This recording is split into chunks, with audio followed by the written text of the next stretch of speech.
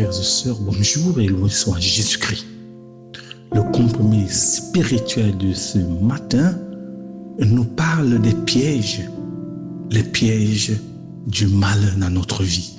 Parfois, nous traversons des expériences très compliquées. Les vents semblent souffler à l'envers, la vie semble ne pas donner, et alors la confiance disparaît, l'abandon à Dieu disparaît. Nous laissons l'espace au piège du malin.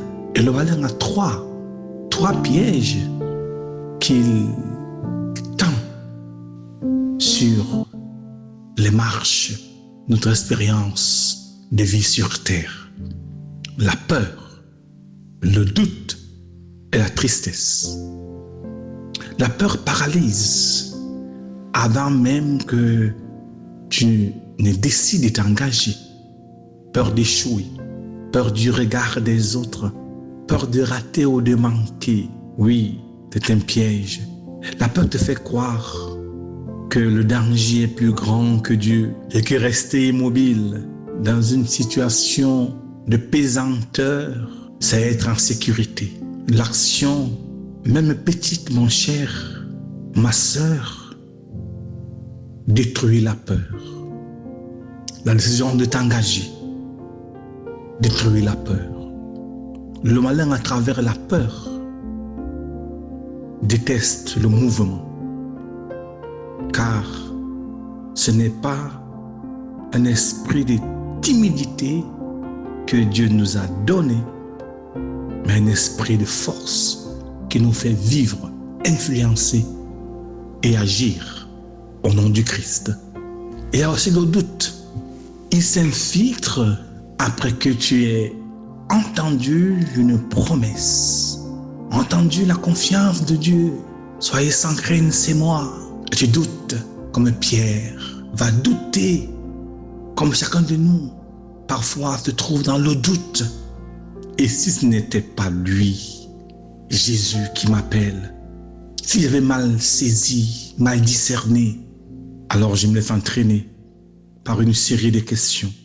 Le doute comme un piège te vole la persévérance, qui est une vertu forte, palutine, une grâce d'avancer pour une résilience fonctionnelle. Tu lâches à un maître du miracle parce que tu n'es plus sûr que le puits a de l'eau, que l'amour est possible, que la conversion est possible. Alors mon cher, ma sœur, reviens à ce que tu sais déjà. Rappelle-toi que Dieu t'aime et que Dieu a déjà fait autant de miracles dans ta vie. Le doute se nourrit de l'oubli et de l'orgueil.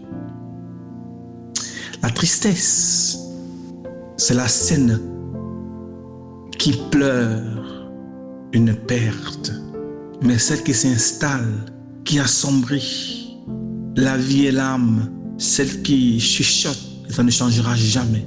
Cette tristesse te rend amer envers tout. Tu ne vois plus rien, tout est lourd. Elle éteint en toi la louange, elle t'isole. Ton cœur alourdi est incapable d'aimer, de s'ouvrir à l'autre. Alors tu es vulnérable de manière profonde.